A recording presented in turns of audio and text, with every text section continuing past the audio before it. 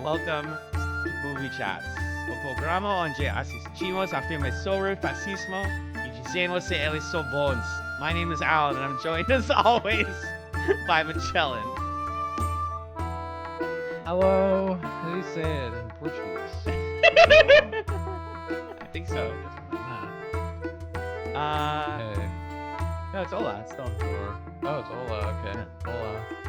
Hey.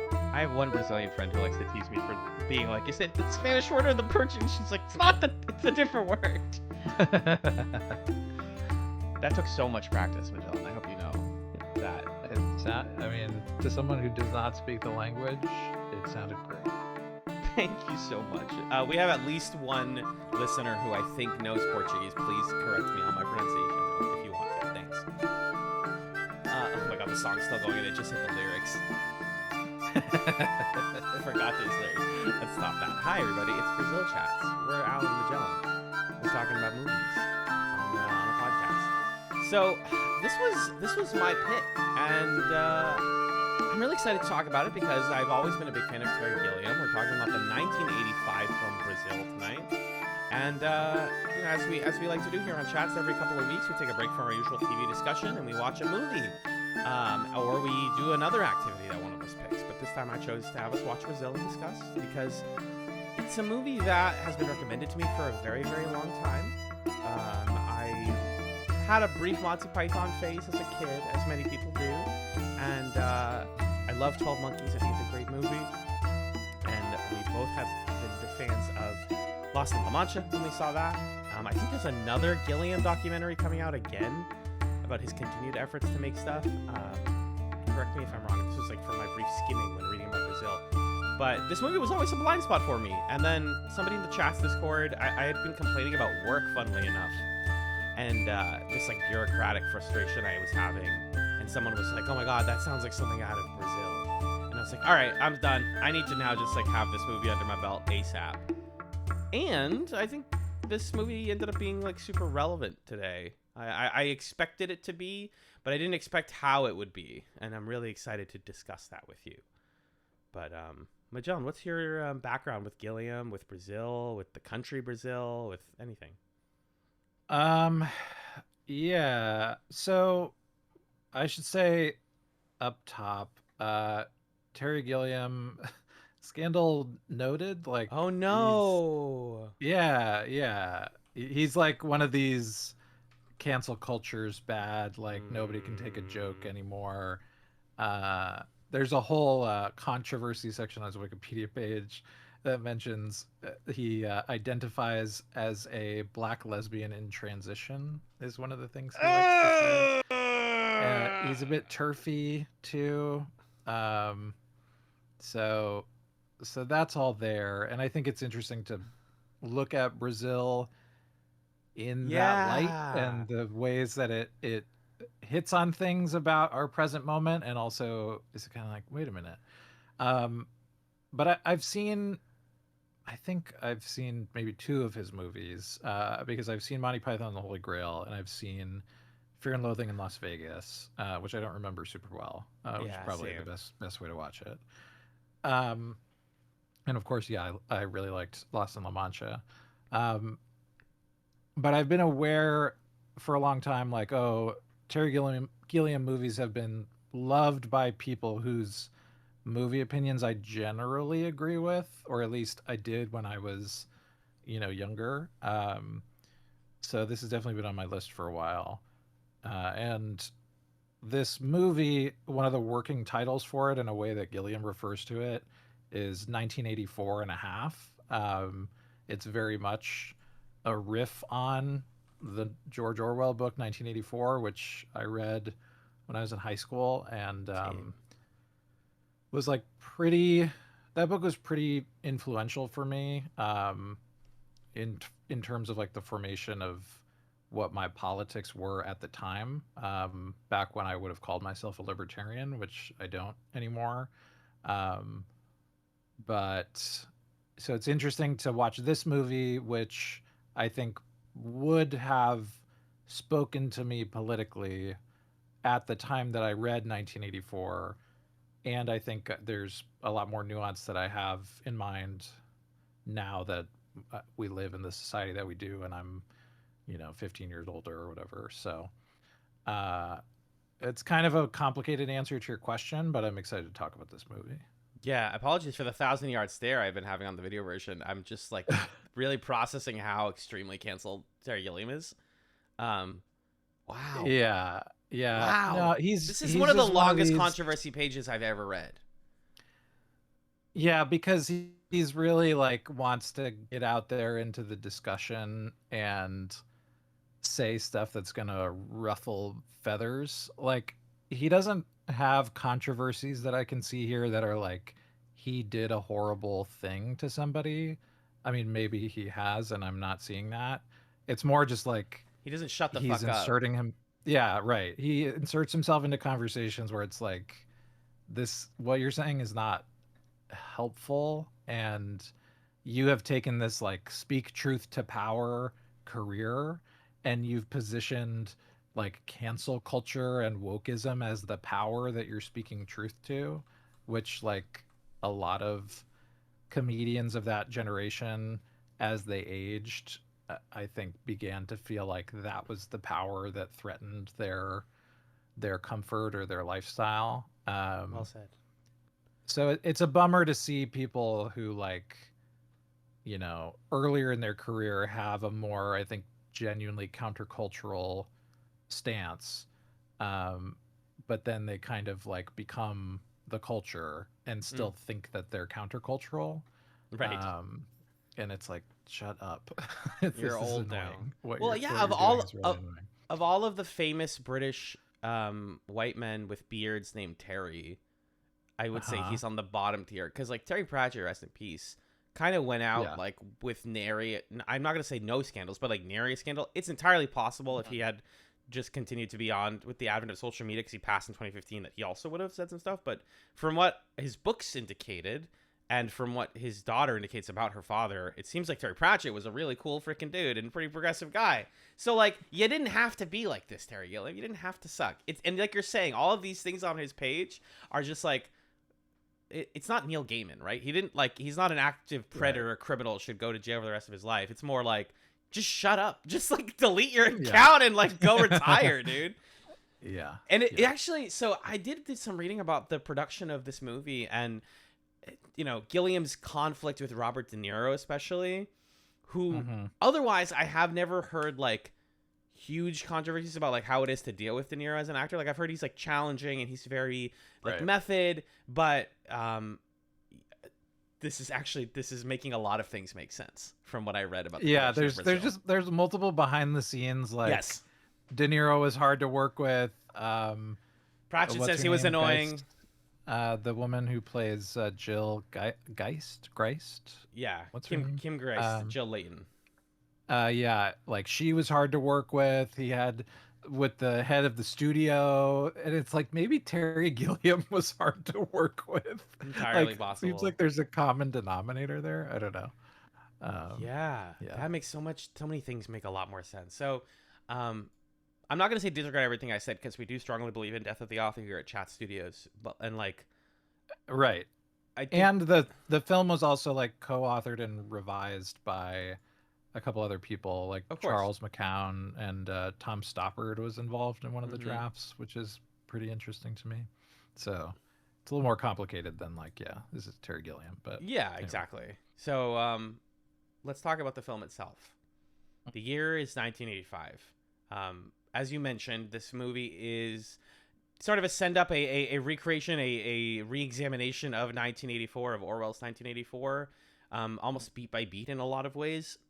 But interesting in that sort of Gilliam way. Speaking of influences, I think, in fact, the people who worked on Farscape owe a lot to Gilliam because not only are there like the really surreal out there episodes of Chat Season 1 Farscape, Scape Chats that are like owe themselves to Gilliam, but just the general vibe of sci-fi but like absurdist, and there's social commentary in the set design and in the world building it's all present. I think a lot of things that we appreciate as a podcast owe a debt of gratitude to the works of Terry Gilliam. Definitely. But we come to this movie, and it follows the story of Sam Lowry, who is a young man who works for this dystopian British government, and he keeps having these recurring dreams about rescuing a beautiful woman, who he then recognizes in the course of a bureaucratic incident involving a bug that falls into a typewriter and leads to the wrongful termination of an innocent man. So in investigating that, he meets a woman named Jill, who he finds out is a rebel, and he also meets Harry Tuttle, Robert De Niro's character, who is a rebel himself. Terrorist, I guess, is the term that they use, but then they talk about the complicated nature of calling someone a terrorist. And it's from there, it's sort of a wacky, like, escape the city, escape the fascist state. And we get to see that fascist state from different points of view, from bureaucracy, from the average person, from the elderly, from the young, from even people like Sam's mother in high society. And it all wraps up with him trying to achieve his dream before realizing that the state wins at the end. And this idea of freedom, this idea of him getting out was implanted into him. And he's essentially rendered comatose by the end of the film in a sort of disoriented state, trapped in his own mind.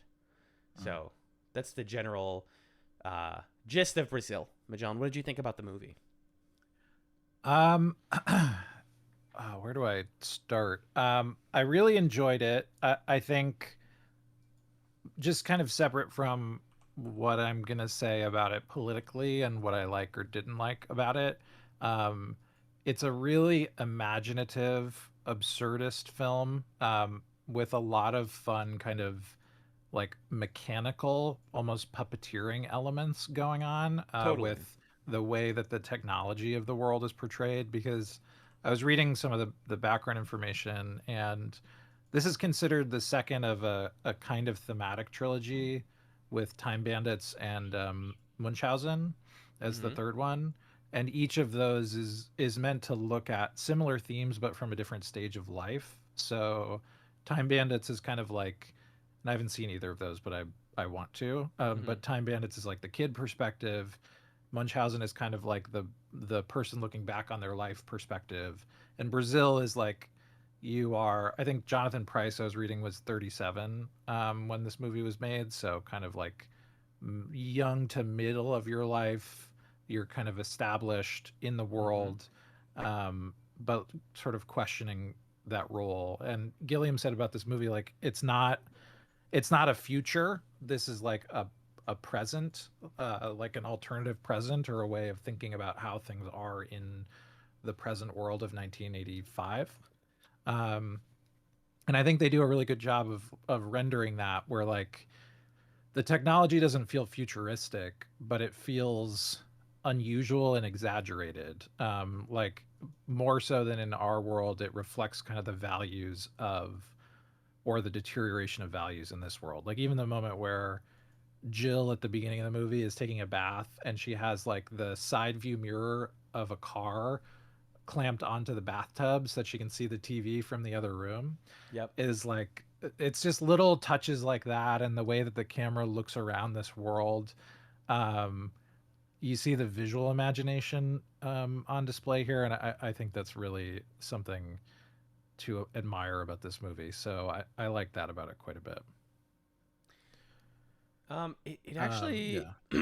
so the film reminded me, in how I enjoyed it, of the video game BioShock Infinite, which is a Sure. Yeah. mildly spicy take. But I mean that in the sense of like, the setting is gorgeous and thought-provoking, and like clearly comes from a tragic perspective of like, this is how we got here. The difference is like, Brazil's setting is a lot more like funny. It's funny how broken everything is. It's believable how broken everything is. And also I compare them in a pejorative way to say that like, the core story of both of these works betrays its setting and is like much less interesting than its setting. I do love the idea of Sam like escaping the city. I'm a big fan of that concept, but my biggest complaint is like, I didn't believe, even when it was real, I was like, I don't believe this romance. I don't have any investment in the romance whatsoever. I don't see where the end goal is. I don't like see a path forward, because so much of a story about rebellion is supposed to be about, and you think, is about what you're working towards. What is the hope that Mm-hmm. you're going towards? Even cyberpunk, often cyberpunk Mm-hmm. utopias will depict like, well, if we leave, if we exit society, there are worlds outside that are, free and joyful and good. And like Brazil just Mm-hmm. like kind of exists in the miasma of fascism, of like turbo fascism, Mm-hmm. without any sort of like peak at the outside. And even when we start to get that, Yeah. by the time we get that, the movie is kind of like, oh yeah, no, that's not, we're not going to get that. And to me, it felt a little bit cynical in that way. So Yeah. I fell off of my interest with the movie by the third act. But I think the Mm-hmm. road that we got there with, like, just all the different places and sign work and set design was incredible. Like, genuinely some of the most like gorgeous filmmaking and Mm-hmm. like set design and production I've ever seen. Yeah. Yeah, I agree 100%. I think this is a very well made movie. And I mean that in like the craft of the film is really impressive to behold. And like you're saying, the environmental storytelling and the costume work and the props and a lot of the little jokes. Like to me, one of the best sequences is when we meet Sam and he's waking up in his apartment and all of the little automated machines work It's wrong. the Like best fucking scene in the movie. the light bulb in the shower goes into the drain and the coffee gets poured on the toast which was put into the dish rack and everything is just working wrong. And that like communicates so much about the kind of dystopia that we're in, and then it feels like yeah, the film, the story doesn't really have as clear of a sense of what the dystopia is, because to me I think like if I were to compare this to 1984, um the sort of positive comparison points are similar to 1984. It has a real attention to detail, which when I was a kid and I read 1984 is what made it stick with me. Like there are all these details about what's his name? Winston is the main Yeah, guy, I I think think. so. Like his apartment and like where the cameras are placed and how he's seeing photographs that when he saw them before had different people in them, and there's all these little pieces about like what the world is like, and Brazil does that too. But then I think and then I think what Brazil does better than 1984 is 1984 imagines a world where like Big Brother is hyper competent and there is sort of like a totalitarian mission to accomplish, Yeah. and every part of the state is working towards accomplishing that. And I think what we see today in the United States in this second Trump administration is a world more like Brazil, where there's this mix of like complete incompetence and then pockets of like very sudden and violent hypercompetence. Like Yeah. this is a world where the workings of the administrative state are breaking down, and there are these like clerical errors that then nobody wants to take responsibility for. Everybody's just going to kind of pass the buck, protect their job. And then there's also this like hyper militarized police force that can be deployed to disappear people like on the drop of a hat with little to no regard for like why are we doing this, what is there any resistance to this, that kind of thing. Yeah. So Brazil I think looks a lot more like our society today than 1984 does, but I think Brazil also does not know what it is rebelling against. Whereas 1984 is like well, totalitarianism and fascism; those are bad. Like George Orwell is pretty clear in his politics and is like I know what's bad and this is what's bad. And Brazil is just kind of like Isn't it a crazy? guy, yeah, like a guy who didn't want to fill out his tax forms or something, and Mm-hmm. it's like so I have more to say about Paperwork. that, but yeah, it's like what is Brazil resisting? It's hard to say. Yeah, like I was saying earlier, I knew this movie would be politically relevant today. I didn't know how going into it. And I think it's Mm-hmm. exactly what you just hit on, that like on a day-to-day basis, people like Sam have all this incredible futuristic technology, like they're in the Jetsons or something, like this utopian wonderful living experience. Like you can watch stuff and your food makes itself for you, and it all sucks. And I was like, ooh, that Right. actually hits a lot harder than it should. Let's read about getting Mhm. firmware for our refrigerators. Yeah. We're there, baby. But then, like, yeah, the biggest complaint is like, and all the paperwork and all of the real frustrating thing is like that nobody seems to care. There's nobody you can complain to. If you get mad, Mhm. like Jill does, they go, well, you have to go fill out another paperwork at the complaints department, and then you fill that out Mhm. so you can bring it here to complain to me. She's like, I don't. They like the system is designed to prevent you from being able to push against it.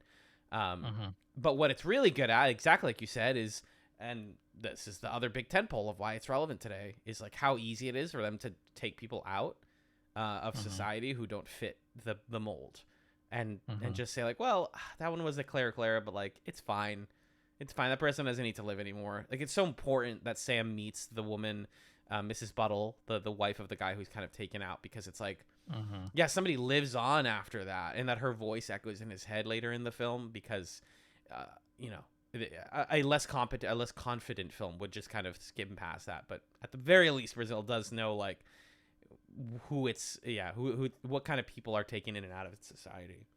Mhm. Yeah, paperwork, Yeah. man. The evils of fucking paperwork. It's like, yeah, someone was mad at the DMV. Right. Right. Right. Yeah. It's. I think especially in the wake of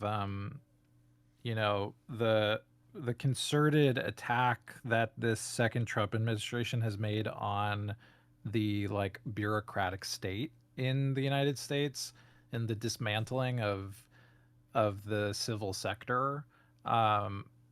I think I felt very skeptical of a film that's like bureaucracy's pretty bad, right? And it's like, well, not necessarily. Like I'm kind of the opinion, I think more and more that some problems or some aspects of society, like the solutions to them are slow and big and too complicated for you to wrap your head around. Mm, And the goal isn't to have like a simple government where you can wrap your head around it real easy, because the simplest, easiest to understand government is me strongman, take away rights of lesser people, give them to you.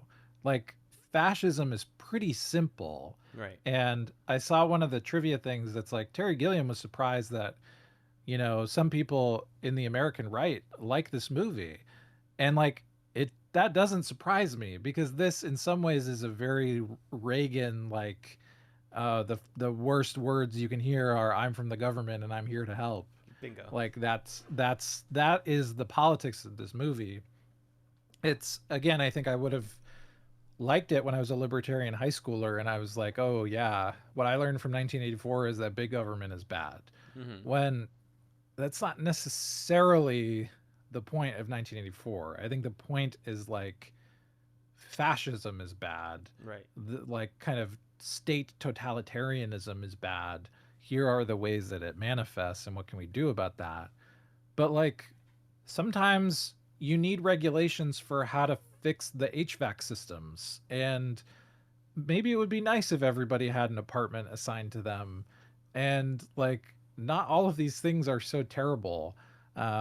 But there's all this sort of aesthetics of like, but it's gray and everyone's wearing a suit Yeah. and that's bad.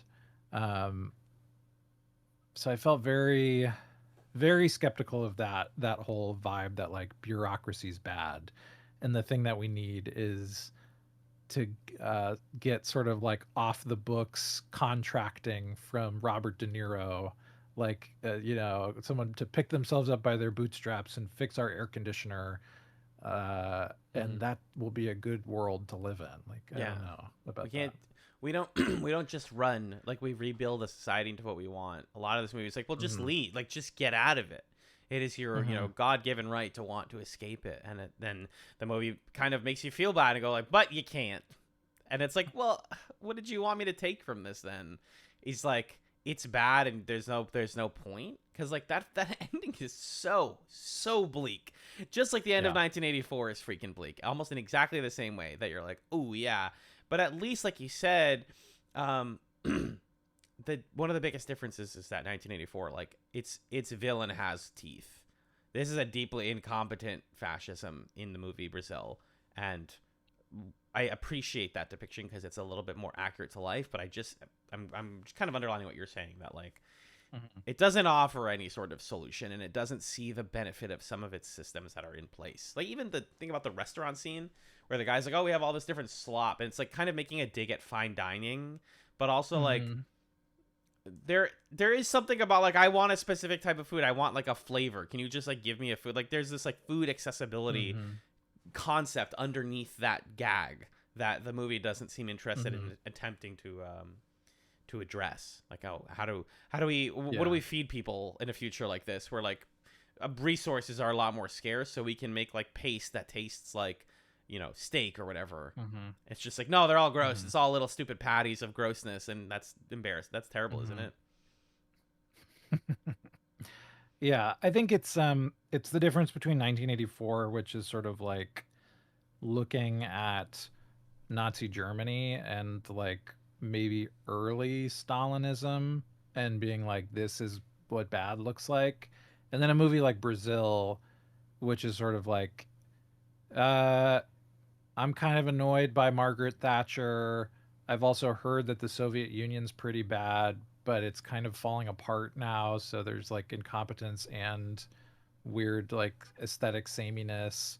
So it's just kind of like the things that it's satirizing are much weaker and more aimless. And so the government in Brazil is also weaker and more aimless. And that's also just the UK though, right? Yeah. Part of it is like satirizing a UK that he grew up in and being like, wow, this is unconscionable. I don't know how to like process this. Yeah. It feels like a kind of precursor to the Cubicle movie of like the late 90s also, that just the villain is like is conformity, or a sort of like society where things don't work great but they work fine. And I don't know, there's I think it portrays that well, and also I feel a little on edge about that sentiment because I think we're seeing some of the results of like a people so bored and restless in their own comfort that they then start to like consume themselves. Like that's kind of what's happening with the United States, is like things have been working fine enough for long enough that it's like, oh well, let's just break all this shit because we don't need it, but you actually do. Anyway, let's talk about Sam a little bit. Jonathan Pryce here is our little wet cat of a man. Sorry to this guy. He's Keira Knightley's dad in Pirates of the Caribbean. I was like, where do I know that guy from? It's from Pirates of the Caribbean. Yeah, it's funny that he's in his mid-30s here, playing probably around that age, and then a lot of stuff later in his life he's been playing like older than his age even. Like I think he's also pretty prominent on Game of Thrones, where he plays a very old man, and Pirates of the Caribbean. He's a great actor. Love Jonathan Pryce. No problems with him. Those flying scenes in his dreams are some of the most gorgeous depictions of flying in live action I have ever seen.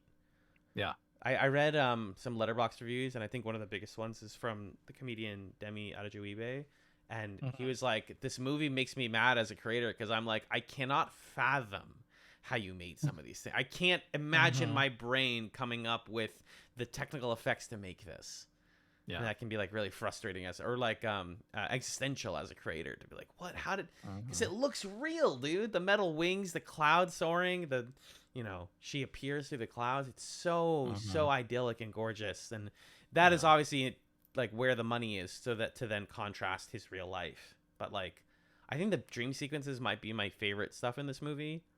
Every time we cut to a dream sequence with the weird creatures, like the baby heads in the alleyway, I was like, yeah, this is fucked up in a way I'm into. Give me way more of this. How did you feel about Sam Lowry's descent to Dreamland? I thought it looked really cool. The like big samurai thing I also thought was cool. It had like computer chips on its armor. It's like, whoa. Yeah. What am I? what am I fighting against? Yeah, and I think it gets us into the head of like who is Sam Lowry and what does he perceive to be kind of his nemesis here or his villain. Yeah. And it's just sort of like a big evil thing that's trying to kill the lady that he likes, which I think is telling about like what he's able to accomplish, but also what are the limitations of his rebellion ultimately. That they're like there isn't really a specific thing that he's fighting against. It's just sort of like he's the David in the David and Goliath myth. Yeah, he's inventing a Goliath. And when the samurai in his dream takes its mask off, it's him. He's like, oh, yeah, it's just, Yeah. I'm part of the system that is Yeah. leading to my downfall. Yeah, it's Yeah, not very so specific. I thought that worked well, and I like that they sort of kept returning to the dream sequence part.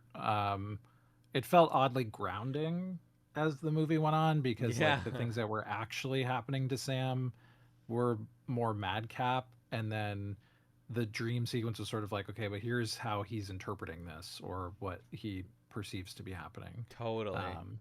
Yeah. His battle in the dream world continues kind of linearly, whereas in the real world, it's like at one point in the movie, we just fall off the rails. We fall off a truck, and then I lose the plot for like 20 straight minutes. It's kind of nuts. That's why I like the first third of this movie so much. You also get so much good background work, background detail. Like all of the posters in this movie are like top tier. Loose talk is noose talk. Suspicion breeds confidence. I was just like, there's so many frames in this full of deliberate directorial and production choices that I'm a big fan of, because we don't get exactly that same type of thing in our society. You know, we don't get the 1984 like big face of a guy on our screen yelling at us, but it's more symbolic of like, you just can't escape all of these platitudes and quote unquote truisms that you see on like social media and on TV, and that's what the signs kind of felt like to me. Yeah, it reminded me of at a school I used to work at. Someone had put up a sign. I think they'd ordered like a pack of motivating signs or something, and the sentiment on it was like, you gotta try again or try your best or something like that. But the image was someone pushing a boulder up a hill, and it's like, wait a minute, don't We're doing you? a Sisyphus thing? Yeah, but it was like a sincere like, you just got to put in hard work. It's like, don't you know the myth? Like, what is this? Or just the implication of somebody pushing a boulder up a hill is that there is a top. Yeah, so it's just not so far away from things you might see in like an office or a government building or something today. As the film's action starts to rise, we get another great social commentary scene where the terrorists attack the dinner with his mom, and he's like, and they're like, "Do something, Sam," and he goes, "It's actually my lunch hour, and also this isn't my department." Like, and like literally, guys are shooting each other from across him, and he's just like eating like. And again, symbolism, like how, you know, what's the tweet or what's the famous post that's like, the climate disaster, the way it's going to manifest is you're going to read about it on your phone every single day. It'll get closer and closer until you're looking at it in front of you, not on your phone. I'm completely misquoting it, but that's the idea. That's sort of like what this is, or what fascism looks like. Is you go, oh, I'm just a government employee. I'm not part of it. And then it's like, yeah, dog, it's happening to you. What are you talking about? You're not part of it. Yeah, they're not shooting at you, but they're shooting over you. You're gonna be catch a stray, dude. So that was weirdly prescient. And then we get his other dream sequence where like the buildings erupt out, and it's like, oh, the system's taking him from his love. And then we get to meet our boy Robert De Niro. Yeah, Robert Tuttle, who is such a weird choice. The trivia was like, a lot of the other actors just kind of like did their takes and were good, and Robert De Niro was like, I need to do at least 20 takes every single time I talk. And it's like, dog, you have 5 lines in the movie, and they're all just like, hey, what's up? You gotta go. You need help? I got you. Like, it's like Solid Snake, the leftist, basically. Is Robert De Niro's character. So another one of those like, who's the diva in this situation? Actually, was it Gilliam or De Niro, or both? Yeah, very well could have been both. Yeah, at first I was like, man, this guy looks a lot like Robert De Niro. And then I was like, wait a minute, that is Robert De Niro. Bung! Totally. Um, he did a pretty good job. He's got comedic chops. He was able to do the kind of like frenetic thing, keeping up with these British guys. So it was fun to see him in this role. Was it? Do you think it's a deliberate choice to make the rebellion people in this movie American and all of the people in the system are British? Because also Jill is American. That's interesting. Yeah. Yeah, I wonder what the reason was for that. I don't know. I think it's clear demarcation, and also there is this historical precedent of like you're saved by the Americans kind of thing. I don't know how. Again, I don't know if that's exactly what they're going for, but I think it's also just to be like, oh, it's very easy to tell who is a quote unquote good guy because they are American. So was Jill actually part like a rebel person? I think she was aware of the rebellion. I don't know what her exact role was or what her intent was. Because there was that part where they're driving and then there's like the explosion and he's like, oh my god, the thing in the box was a bomb, and she's like, no, it was a bribe for like stupid guys like you. The problem is that the And movie she doesn't like know what to didn't. do with her. That's the real problem with. No, yeah, the movie does not know what to do with her. Yeah, the whole like I really enjoyed. I thought she was fun. I thought Robert De Niro was fun. Um, but like it was really not clear to me like what is this resistance? Who's in it? Is it real even? Because we're introduced to it like by some talking heads on TV at the beginning of the movie, and it feels like we've always been at war with Oceania kind of moment. Like, oh, we 13 years fighting the terrorists. Like, it's going great. So yeah, it just their like position within all of this was kind of confusing to me, but the performances were fun. And that's kind of like where I end up landing on the movie in general is Brazil is not a movie that's trying to be insightful and to like provide you with clarity and knowledge about the system. It's more to make you laugh, to make you reflect a little bit, and to make you think like, well, that's fucking scary, and I'm gonna have nightmares about that part in the dream sequence where the stone gets a face and grabs Sam and like pulls him out of the sky or whatever. I'm gonna think about that for the rest of my life. Like it's evocative, you know, but it's not. I wouldn't call it an insightful movie, and that's how I felt about Jill's plot. Is like she's an evocative character, but I don't know anything about her. I can't describe her to you. Right. The movie doesn't give her time to do that. And again, to counter Gilliam's point, I don't think that's the actress. I don't think that's the actress at all. I think you just didn't write her or didn't keep her scenes in. Because apparently he also cut a lot of her scenes out. Yeah. Obviously, to make time for Central Services, the wonderful Bob Hopkins and his little partner.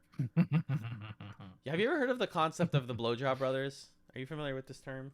No, what is that? Okay. It's like a thing people say. It's from a old drill tweet. I think the original tweet is like, me after seeing two guys in any context whatsoever. Well, if it isn't the Blowjob Brothers. Which is just generally like when you see two guys somewhere and they are like those guys, you can be like, oh my god, it's the Blowjob Brothers.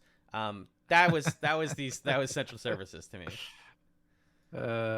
It's so funny that this role predates him playing Mario. I know. It's like basically a Mario Luigi kind of vibe. He's the short plumber, and the other guy, or not plumber, the short like worker, and the other guy's like technician guy. Yes. Yeah. Again, their role is very fun and silly and enjoyable.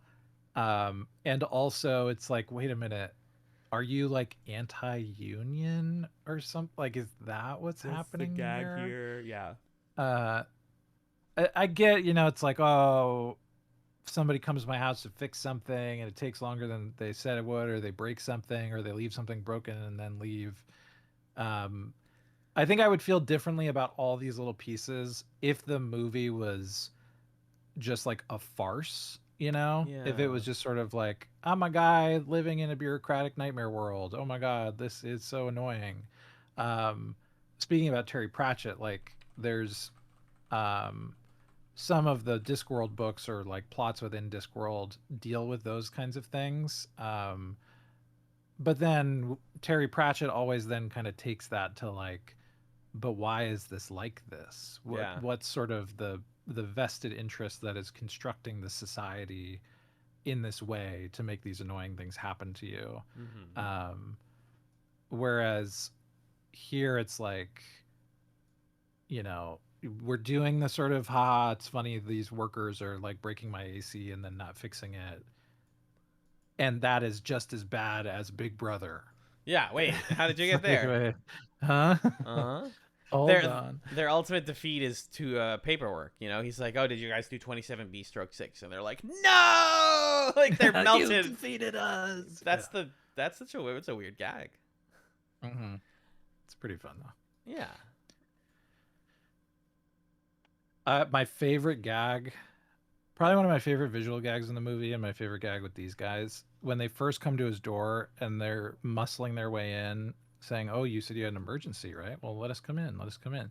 They walk in the door and then they turn, and you realize in profile their hats look normal when it was the camera was like straight on, Yeah. and in profile you realize that the brim is really long. Yeah. It's just so funny.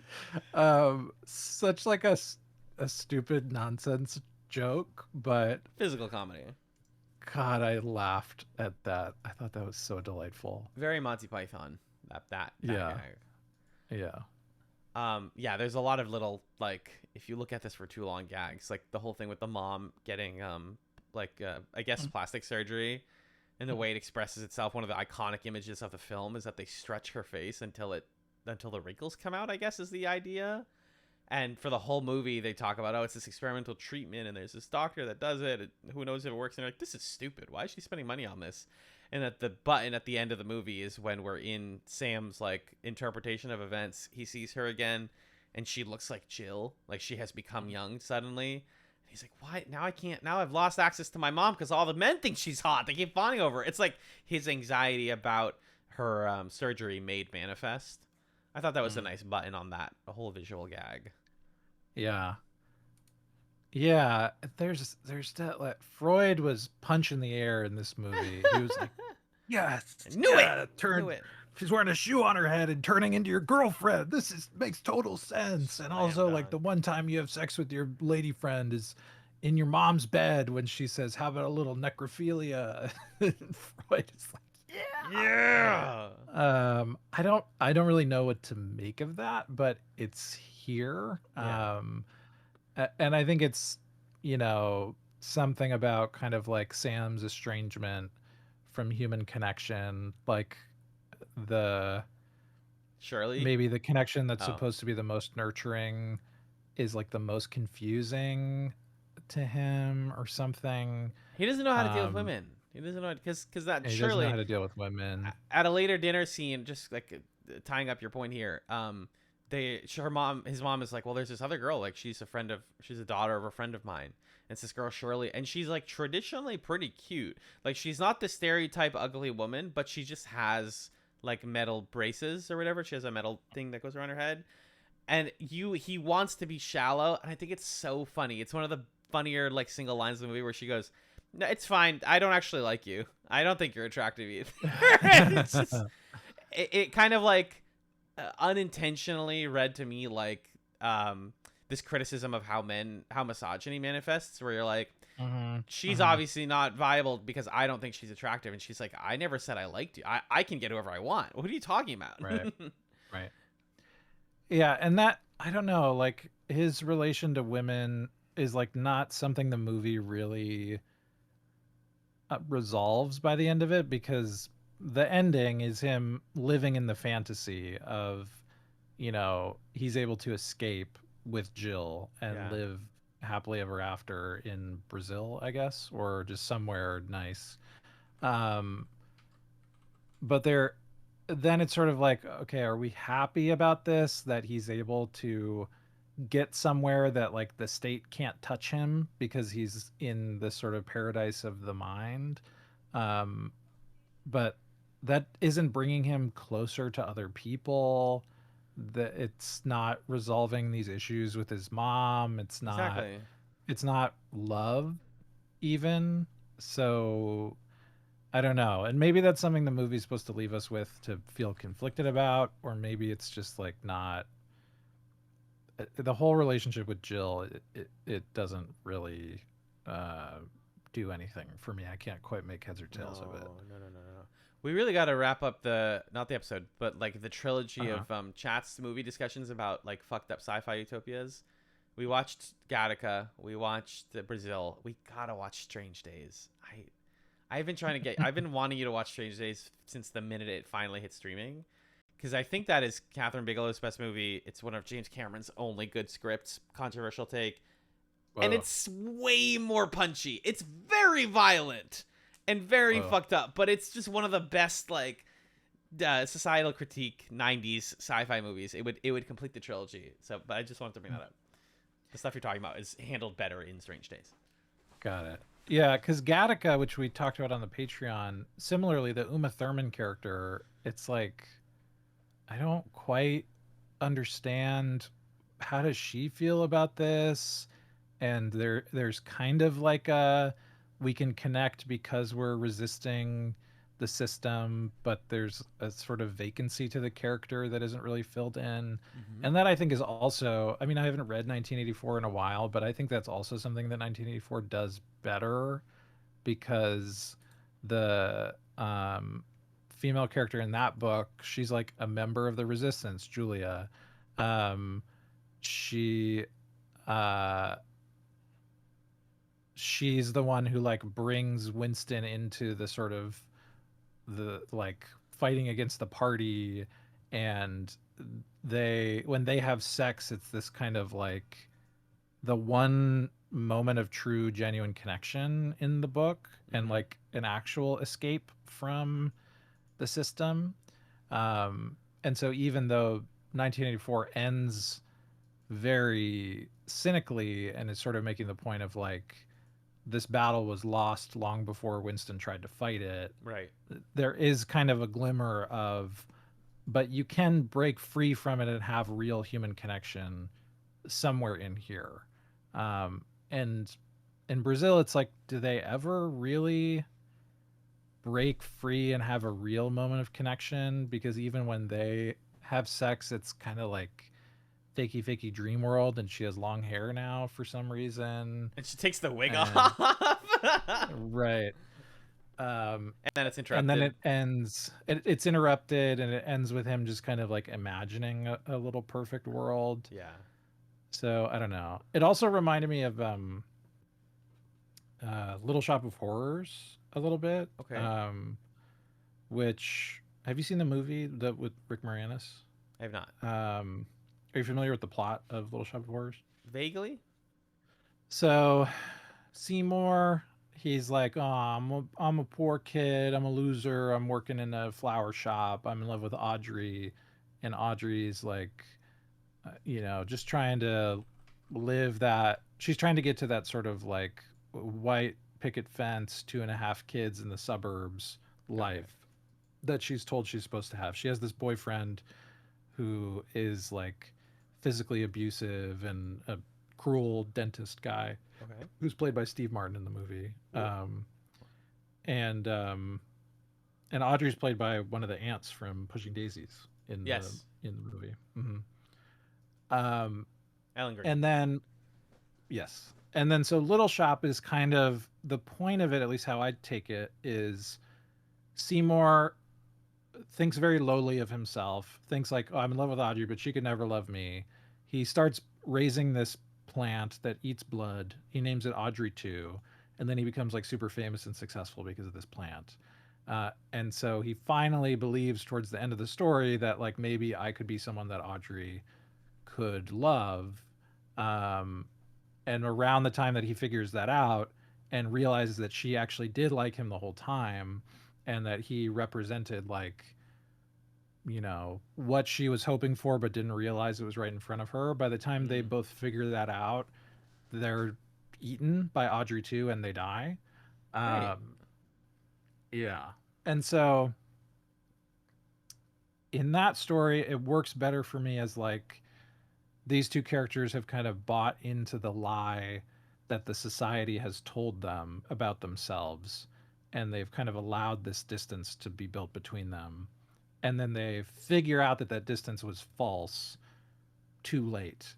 But then in the movie, they they do like the super happy Wayne's World ending where they get eaten, but then it like spits them out, and then they go and are able to live in their suburban house Buh. happily ever after, and that's the end, which is not how the play ends. The play ends with like Audrey 2 taking over the world. Um, and so it kind of felt like this Brazil, when Brazil does that, like, oh, super mega happy ending.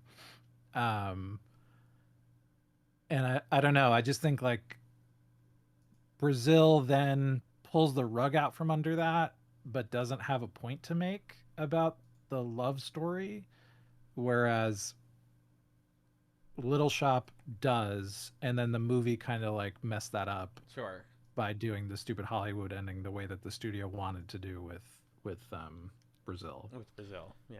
Yeah. It's yeah. There's a lot of things that have handled this ending, this concept better. Like, where do you go?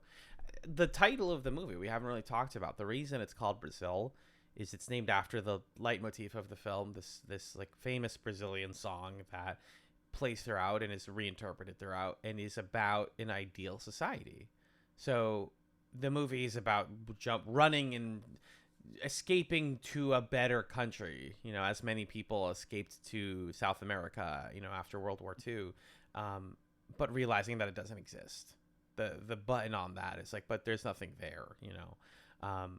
I think that at its core works, and I'm really glad that they chose that title for the film, because it makes you think about like, well, why is it none of this takes place in Brazil? We're not explicitly going to Brazil at any point. I was just listening to the most recent Song Exploder episode, which was interviewing the Goo Goo Dolls about the song Iris, which I know is a song that gets a bad reputation because it's overplayed, but like the reason they called it Iris was because the lead singer heard the name Iris DeMont on the radio, and he was like, that's a cool name. And I like it when songs aren't about the name of the song has nothing to do with the song. So this like iconic 2000s anthem is like just the name pulled out of a hat.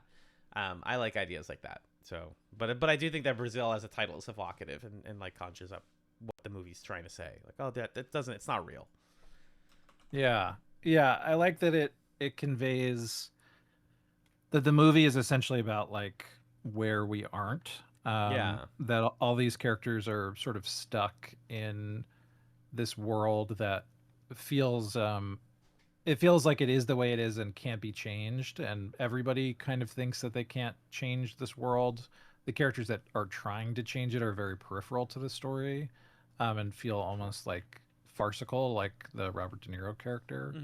And so where do we go? We like watch TV all day, we daydream and fantasize. And so yeah, the movie's not set in Brazil, but it's about the sort of like imagined place that you create when this is the way that your life is. When you work in a cubicle that is really just a closet, a glorified closet. Yeah. Yeah. And that definitely resonates with me. This is around the point though where I lose the film, and then I come back and De Niro is filling the Central Services guy's suits with raw sewage, and that's like really funny. I do think that part's funny. Just them being like, and then they explode. Like, just great. I love absurdism. But at this point, I'm like, yeah, the romance isn't working. I don't know what's real anymore. I don't know where exactly the gap is that like he is now being tortured. But they set up one of Sam's friends in the business early on, who's like, oh, you should take this promotion for information retrieval. It's a really good job. It pays well. You're gonna like it. He's like, I don't think I really want it. Until early on, this plot about him denying the promotion. He takes the job later when he realizes he can use it to learn about Jill and find her whereabouts. And now he works for it. And then after they get caught, he is brought in to be tortured by a man with a very creepy baby mask. Yeah. Who reveals himself to be his friend. That was something. And again, I think they make it really obvious, not just because like we already know this movie is heavily inspired by 1984, but they make it really obvious that the rest of it is not real. Because like there's a lack of music, or there's a lack of diegetic sound. It's like very music scored here, and just some crazy things start happening. Like we end up in, I guess, Vegas or like some sort of beautiful lit city, and then De Niro's character Tuttle is like covered in paperwork and trash. You know, the metaphor comes to a close. He disappears in all of that, and then it's like trying to describe the back third of Brazil. It's like describing a dream to someone. And then Sam turns a corner and he's at a funeral, but it's not for his mom or him, and he never knows who it is, but he falls into the coffin, and then he's on the other side and he's back at work, and then he's not at work, and then he's free, and then he's in a truck, and he wakes up and he's in the truck, and Jill's like, "We're good. Let's go home, baby. I love you. You're so sexy and good." And he's like, "Okay." And we see, and then we pull out, and hit the friend and the doctor, the boss, are like, "Yeah, this guy's done." And that's the concluding moment of the movie. So we zoom out on him being in this state, just like humming and singing the Brazil song. Yeah.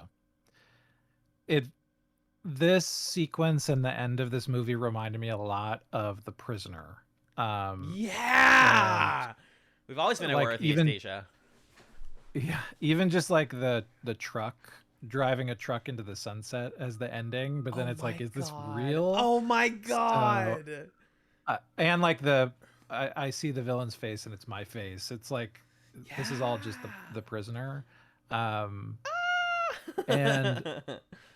that kind of works for me because it's making some of the points that the prisoner did about like, you know, maybe it doesn't really matter what's real or what's not. It's the thing that matters is like your own conviction that you're gonna like be yourself in the face of the absurdity. So like that sort of feels like it's saying that same thing that the prisoner said. I think we just had more time in the prisoner to sit with number 6 and understand who he was and like what it was that he was fighting for or fighting against. And so maybe that's why it works a little bit better in the prisoner than it does here. But definitely there's some strong parallels, and it feels like the third act of Brazil is like trying to explain the last 2 episodes of The Prisoner. Like, well, then he sort of goes into a rocket and it puts him in a truck, and there's like a swing set at one point, and he drives off the island because it was never an island, and yeah. And then the butler waves goodbye to him, and you cry even though you've never known the butler at all. And you're like, why am I? What's happening? God, we gotta rush the prisoner. I'll be right back. Sheesh, you're so right. And the other thing, like you said, it's not only because it has more time, but the prisoner, like, it really just, it's from the get-go is like, this is up to your interpretation. Like, we're not gonna tell you how to feel. We're not, and that's why it's so controversial and challenging. But that's why we love it. Is just like, no, you make up. What do you think this ending is? He escapes. Great, congratulations, you can escape this system. You're trapped inside it. You believe whatever you want. Whereas Brazil is like, nah, you know, he doesn't get out. There's no part. Like, I almost think it might have hit a little bit harder if it ended before we zoomed out and revealed that he was imagining all of this. I wonder. Yeah, I wonder. I don't know. And then it's sort of ambiguous. Like, oh, do you think that it was in his head or not? But like I was saying, the whole final scene is obvious, like to the point where Sam's running from the police and there are bright arrows on the walls telling him where to run, and I'm like, okay, this isn't real. Like there's enough hints in that, but maybe that's just my modern film watcher brain. I would prefer the ambiguous ending. Yeah, I mean, I do love that final shot when he's in the chair and he's singing Brazil. I think that's such a powerful moment. Chilling. Yeah, and I think it says a lot about it, like makes clear that it's not that he's sort of lost his mind. It's that he is willing himself to escape into this fantasy because he's like singing it into existence. So there's like a little bit that last moment does to stamp that he still has agency in this process, to the extent that you can have agency in this situation. But I agree, it's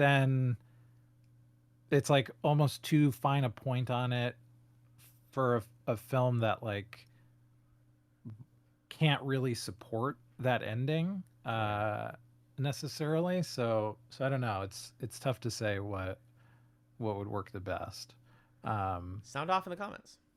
Yeah, I'm curious what people think about it, because I think part of also why that ambiguity works in The Prisoner is the way that I take The Prisoner. The whole point of the show is it's kind of like number six's defiance at being known. Like, you want to know something, a secret that I have?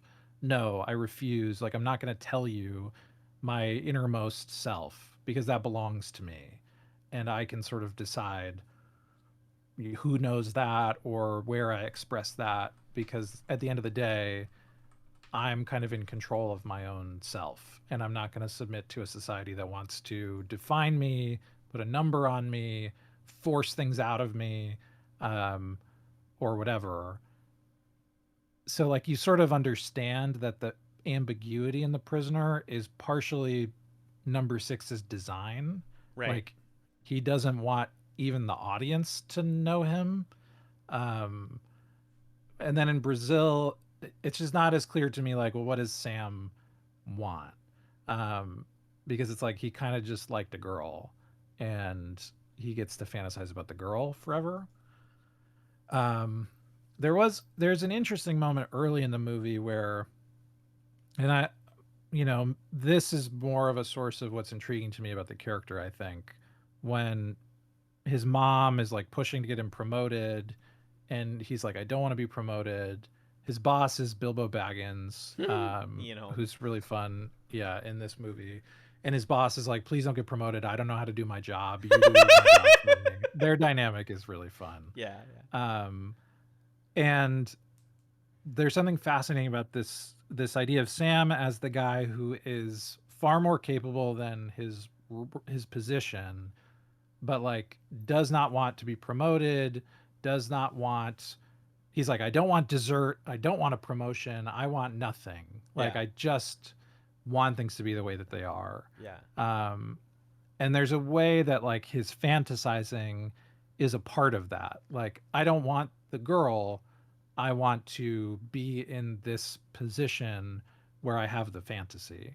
Because if I like have the real life relationship, I don't have the fantasy anymore. If I have the promotion, I don't have my hyper competence anymore. Now I have a job where I'm not good at it.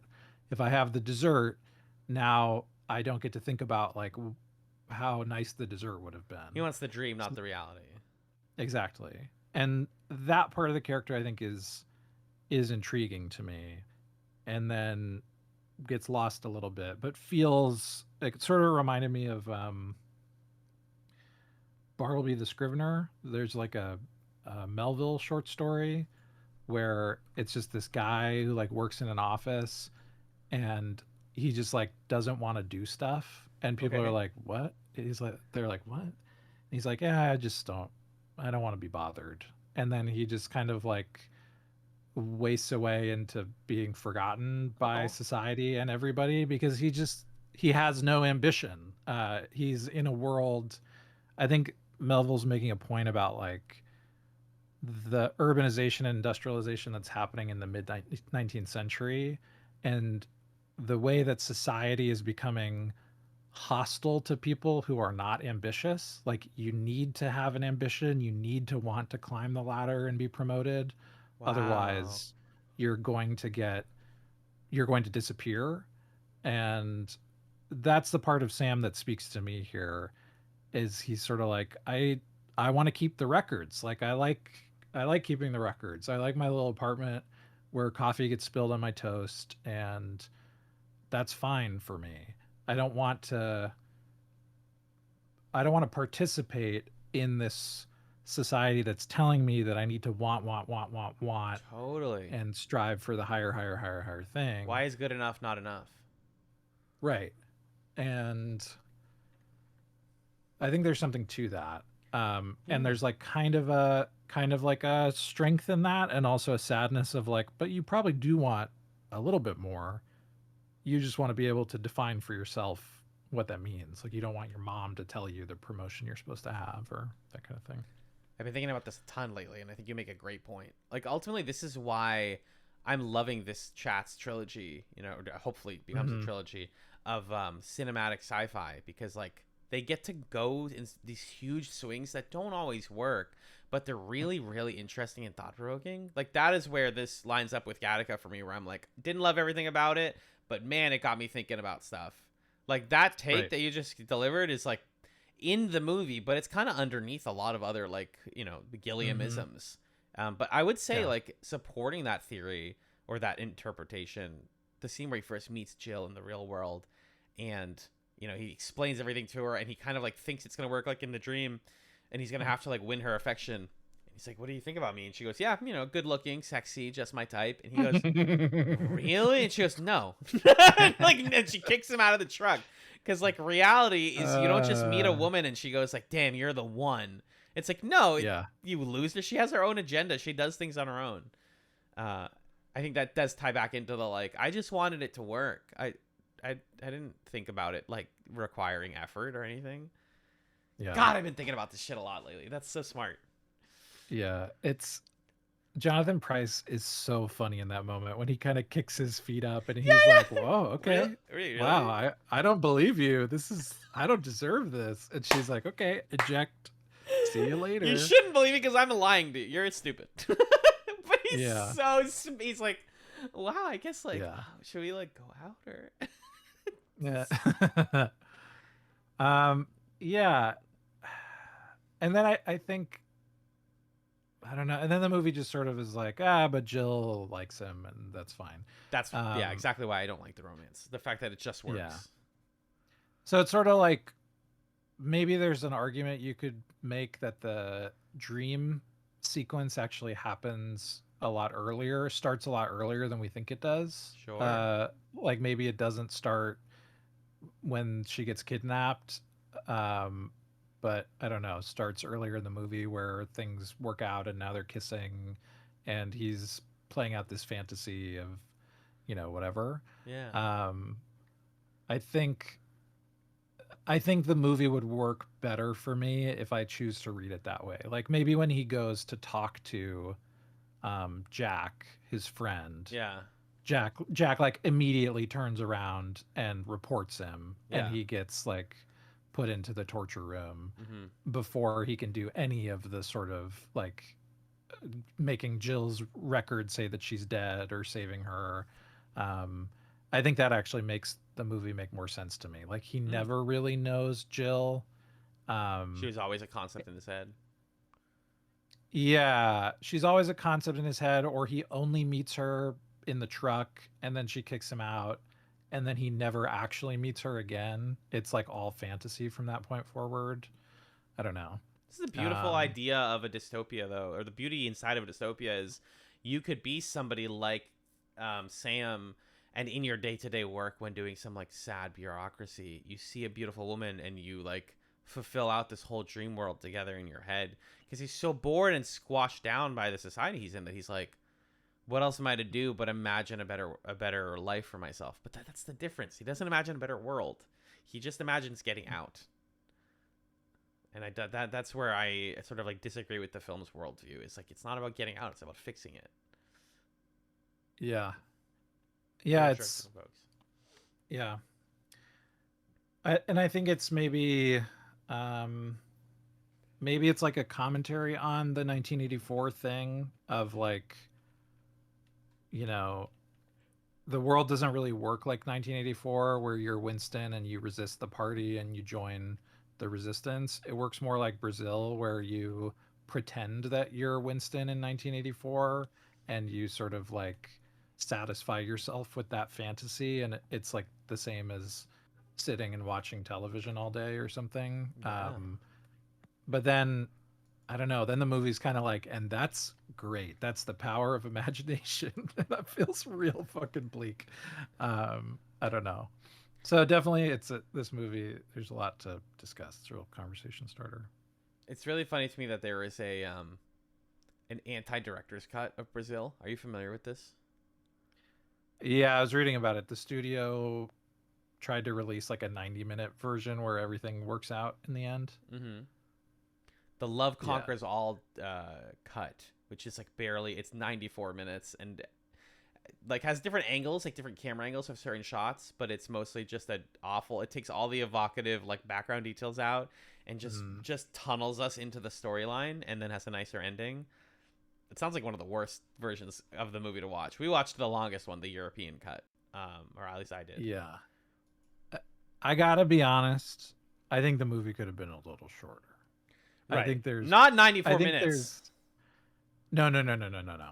But I think there's like a more in a world where the studio was like more friendly to Terry Gilliam's vision, Yeah. and there's somebody in the room who could like edit it down in collaboration with him instead of this like behind his back, let's release it in a way you don't want it. I think we could have had a tighter movie. Like I think Hmm. it's a little overlong and a little rambly, like especially that second act Yeah. just kind of drags. Hmm. But definitely a 94-minute version where everything works out in the end sounds pretty bad. Objectively So worse than what we saw. I'm glad we did not watch that. Same. Yeah, perfect first act, surprisingly bad second act, and baffling third act is where I would land with Brazil. Any stray Yeah. notes on the film before we take it to the close, bud? Um, thought to comment on something that you were saying before about the technology and like these things that feel kind of futuristic, but none of them work, and how that's reminding you of the present day. I definitely felt that way.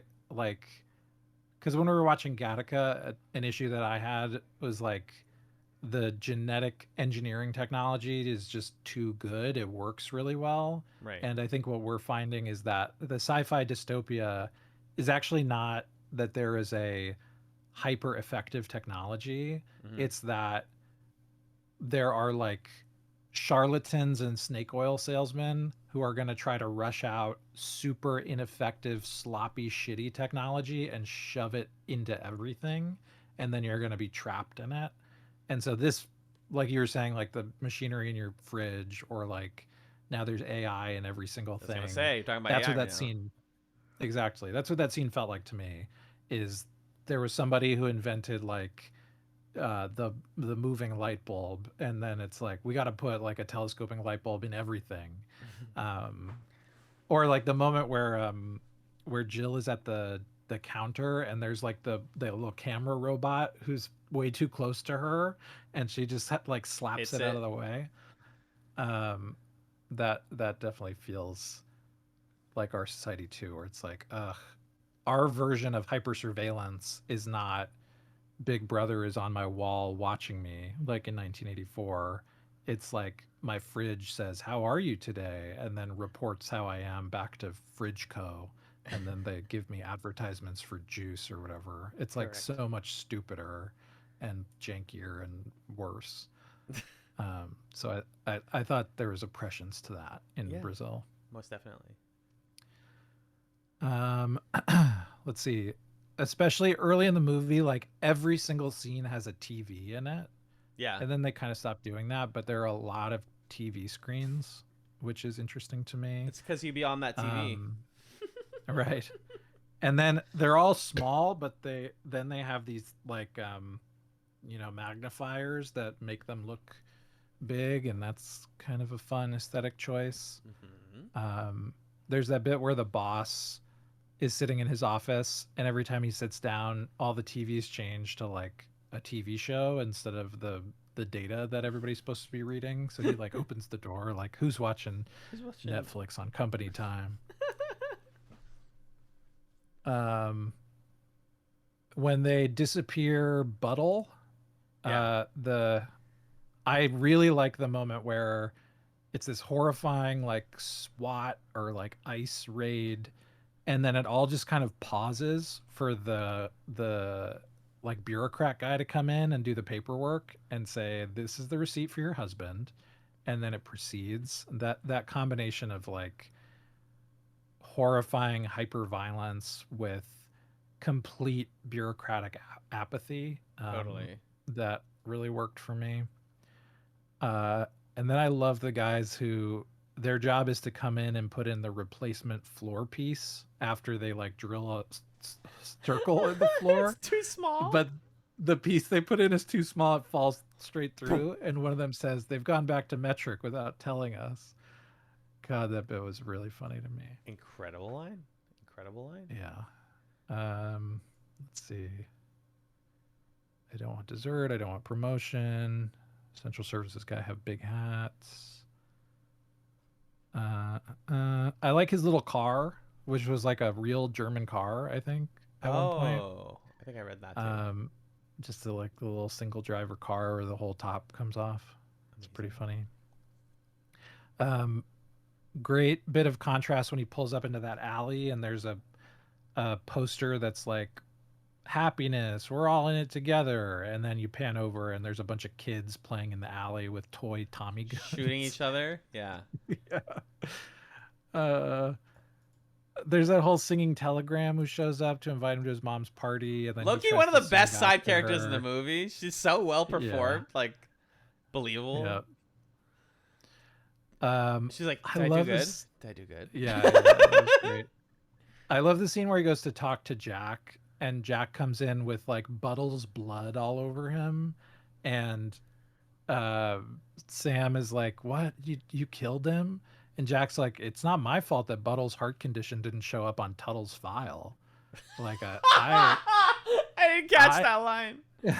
because his whole thing is like, look, maybe he's the wrong guy, but when he was sent to me, someone had said that he was the right guy. So it's I not didn't my do anything fault that wrong. I killed the right guy. He just happened to be the wrong guy. Um, Fuck. and then he keeps getting his daughter's name wrong because she's a triplet. He keeps calling her the other names. It's Yeah. funny. Um, yeah, that's all good. I think it's probably from that scene onward in my That movie reading loses you. that it's a dream, or Oh, something yeah. like that. Sure. Um, but yeah, My only those are my story note, notes. Then. I wanted to shout out the performance of Sheila Reed as Mrs. Buttle. I do think that that's one of the best scenes in the movie because it's a moment of stark, real ass reality, and it's like a little heightened, right? She's like yelling and screaming, and then her like kid tackles Sam or whatever. He's like, "You killed my dad," and just shout outs to again Jonathan Price for coming in like, I need you to do the paperwork. I don't think I did it. Like, I don't think I did it. Why? But like, he knows that he's complicit in it. So it's just, yeah, incredible scene. And Sheila Reed is the reason that scene rocks. Yep. They said chats come to Brazil, and we did finally. You know where that meme came from, right? Where commenters on YouTube videos since like the early 2000s would be like, "Come to Brazil, come to Brazil," and it's like, well, it came from Brazilians wanting people to come to their country. But it was from like a French politician. That's what I just Googled earlier. I was like, who originally said come to Brazil? Was some commenters on a French politician were like, "Come to our country, you're a politician." Nowadays, it's like, Justin Bieber, come. Anyways, that's our discussion of the movie Brazil. Fuck Terry Gilliam, but your movie's pretty good, and I had a good time watching it. It's very pretty. I would like to watch the Criterion Collection version of it someday. Magellan, what are we doing next time on Chats, a television podcast? Next time, it is the part in our 5-week cycle where we watch Star Trek. Ooh. So we're going to be watching the second half of season 6 of Deep Space Nine, which goes from episode 14 to episode 26. Fuck Paramount, fuck CBS.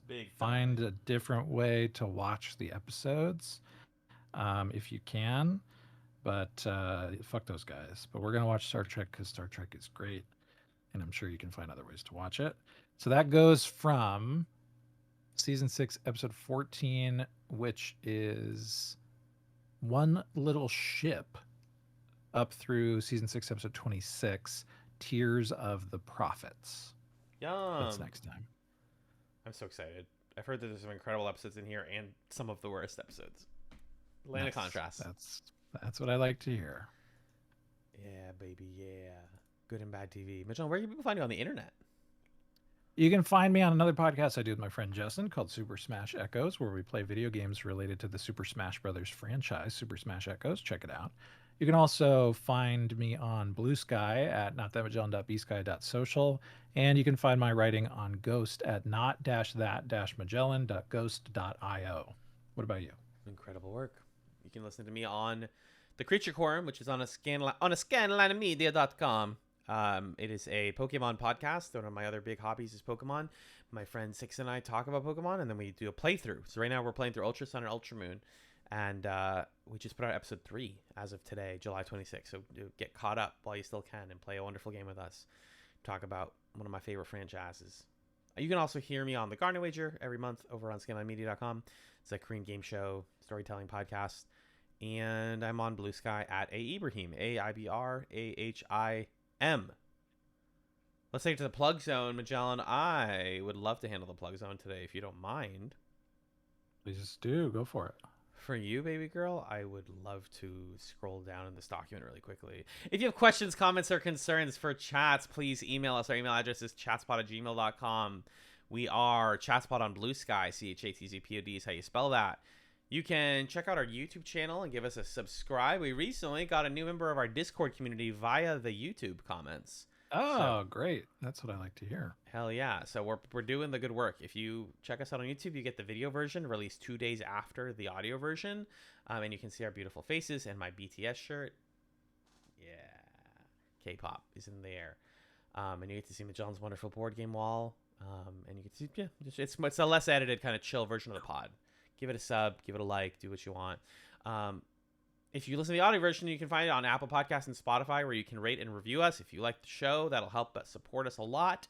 And if you have the financial means, we are also on Patreon. Patreon.com/ChatzPod is where you'll find part 1 of the Chat Sci-Fi trilogy, where we recently discussed Gattaca with patron of the podcast, Marcus. And that's patreon.com/ChatzPod, $1, $3, $5 a month. $3 a month lets you get a topic for us to discuss put into the cup, which will be pulled from tonight, folks. Magellan has the cup here in his room. We pull from it every month. We do what the person tells us to do. There's the cup. It's beautiful, and we do whatever you guys tell us to do, whether it's a show, a movie, a game, whatever.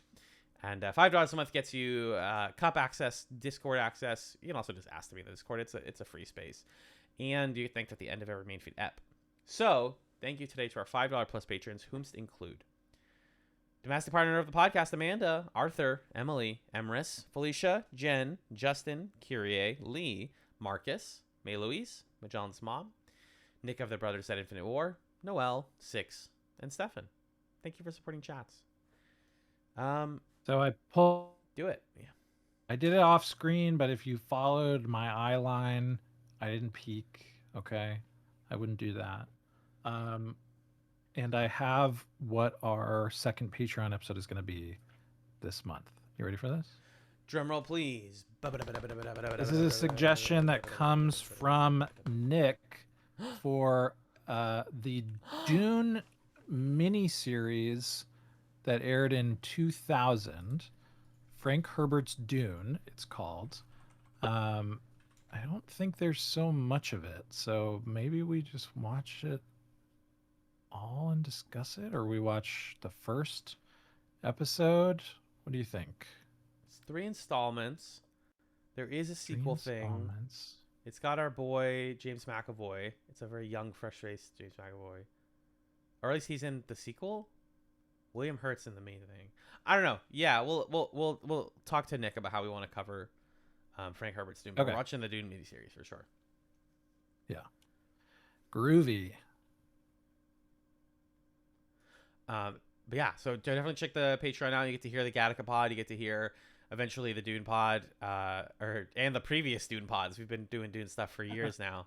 And yeah, that's Patreon. So check that out. If you like our main feed podcast art, it's done by our friend Camilla. She's at Camilla Illustrator on social media. And last but not least, folks, we have a segment called Chatsums, where we recommend you something to snack on between now and next time. Magellan, what is or are your Chatsums for this week? I have 2.5, 3 Chatsums, I guess. I have some music ones first, and then I have a movie. So music, I think we've made it clear here on the pod that we're both big fans of Sammy Ray and the Friends. Big time. And I think last week, Sammy Ray and the Friends, last week when we're recording this, they put out an album called Songs We Wish We Wrote. It's a cover album, and it is fun. They've got Lay All Your Love on Me, the ABBA song. They've got 25 or 6 to 4, the Chicago song. Don't Worry Baby. Are You Gonna Be My Girl? Moving Out Anthony's song. Woo! Jet, Valerie, Hold the Line. I mean, come on. I love all these songs. That's All by Genesis. Can you Ah, believe? that one's really good. Yeah, so super fun. If you like the sort of like neo funk uh sound, and I do, and you want to hear people who are really good musicians, and Sammy Ray, who's an amazing singer, take that style and apply it to more kind of like rock classics from like the 80s and 90s. Songs We Wish We Wrote is really, really good. And then a similar band called Couch, they have a couple EPs called the Sweater Sessions. So they have the Sweater Sessions and the Sweater Sessions 2 or part 2, Sweater Sessions 2, like the Roman numeral, um, where they also cover songs in their style, including like Toxic, Britney Spears, Valerie, the Billy Joel song. So a lot of great cover music from Sammy Ray and the Friends on Songs We Wish We Wrote, and Couch on the Sweater Sessions and the Sweater Sessions 2. I highly recommend those. And then I have a movie for you. Whoa. I was on an airplane recently flying back from California, and I had time to watch two movies. The first one I watched was Ocean's 11. It Oh, holds up, it's pretty good, it's a fun movie. And then I really wanted to watch Ocean's 12, but the plane didn't have it. And I'm like, heck, how am I supposed to watch that scene where the Julia Roberts character plays Julia Roberts? I yeah. guess I'll watch a different Julia Roberts movie. And uh, I didn't know this, but the movie I watched, also directed by Steven Soderbergh, Aaron Brockovich, Oh, that movie is awesome. Aaron really? Brockovich is an incredible movie.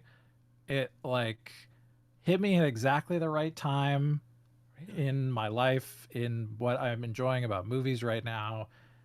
Julia Roberts plays, based on a true story, Aaron Brockovich, who is a single mom who works two jobs, who loves her kids and never stops. No, just kidding. That's the Reba theme song. Um, she's a single mom, and she's like a clerk at a law office who then uncovers this like pollution cover up thing going on in this town in California.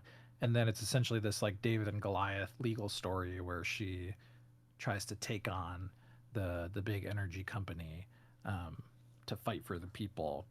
And it's Yeah. really, really good. I would highly recommend Aaron Brockovich. And it's freaking Steven Soderbergh making everything yellow and look cool. And it's like, I didn't know that you directed this movie. That's awesome. I had no idea.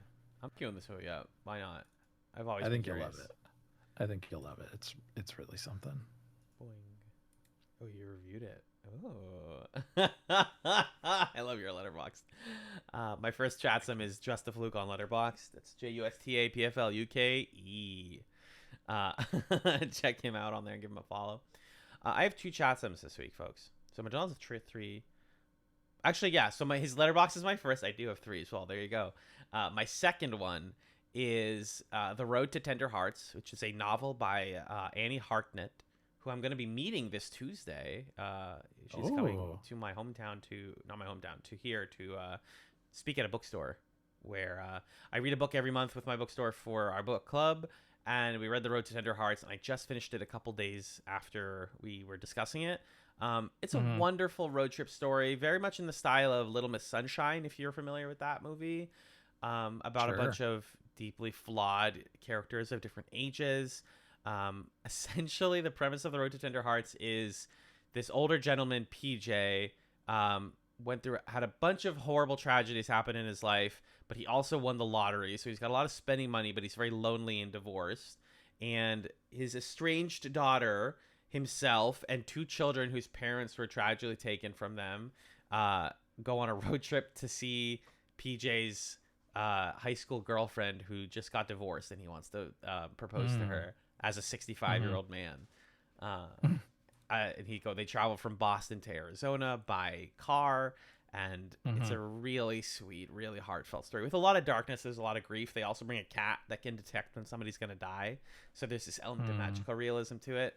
It's great, and if you're looking for a good book club book, like easy to read in a month, highly, highly I recommend The Road to Tender Hearts. Cool. Yeah, it slaps. And then I'm currently struggling to. Oh, my third chat is just a local business I want to shout out. I just went last night to Wally's in the south end of Boston, and I'm Mhm. shocked that I've lived in this around the city for so long and never been. But Wally's is a very well regarded jazz bar in the south end of Hmm. Boston that's been open since 1940s. Um, it's one of the few remaining black-owned businesses in like main downtown Boston. That's kind of changing, but it's a problem with the Mm. city for sure. And Mhm. it's a very no frills. You go, they 7 days a week they're open. They have really nice cocktails. They got some sodas if you want, if you're not an alcohol person, and you get to watch mostly Berkeley students, Berkeley College of Music students play like just wonderful, wonderful jazz. It's got a good diverse crowd. And I want to shout them out because they're really great. So go check out Wally's if you're ever in Boston. That's what we got, Nice. folks.